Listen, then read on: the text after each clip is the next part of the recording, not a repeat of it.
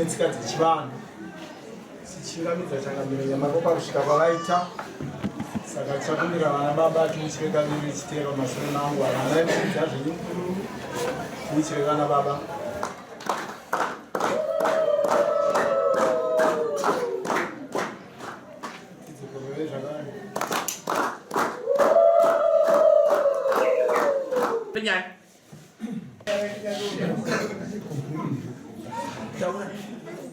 nakabata chikomba taurisa nakabata chikomba chomudzimai wangu wachibata sei nemameseji mufoni unayo mameseji ati achiti kudi achiti naiwe switi ndidairiwo foni nhai switi airtime iyo ndifonero nhamba dzangu dzebhadhi katitaurei pawhatsapp unazo foni ndinazvo foni mukadzi wako akatorwa natezvara vangu Mandi nokuda kwei vakangondisira meseji kuti ndikukumbira wadzimai vako vauye kuno mangwana kuseni ndobva vaenda.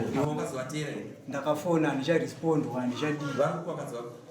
Vari pachindunduma kwana chinyanganya kundu kwavari.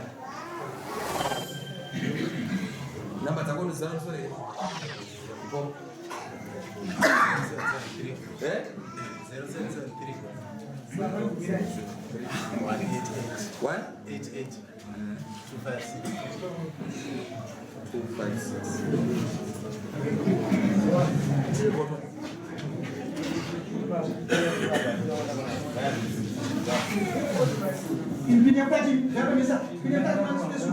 message yalo zipapeyo izo dzidzo mukona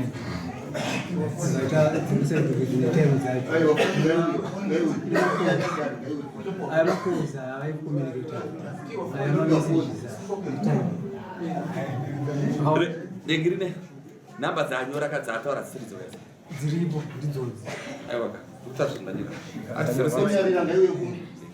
073 zipa ndobva akazinga kushandisa bhadha siya kushandisa net 1 info ndeyani ndiadzimai uyo unogara eh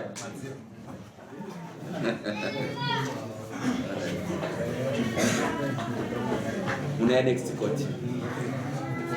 Wazvidzwa? Muna next court. Aiwa chireka zvachitaurika pakadai zvakadai zvachitaurika.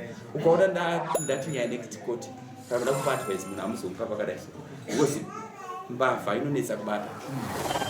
Namba dzake dzemufoni dzinotorepora ndedzake. But ndoda kutsvaga wewe kuti zvimubatsire. Uyo anoda kuudzwa tichamuudza munhu anokuudza zvekuita kuti iwe unoya next court usaro. Kana uri mhombo tinokubata kana usiri tichazviwana. Asi support pakufona pafoni dzako namba dzako dzaripota and I dismiss kusangana musi wa 25.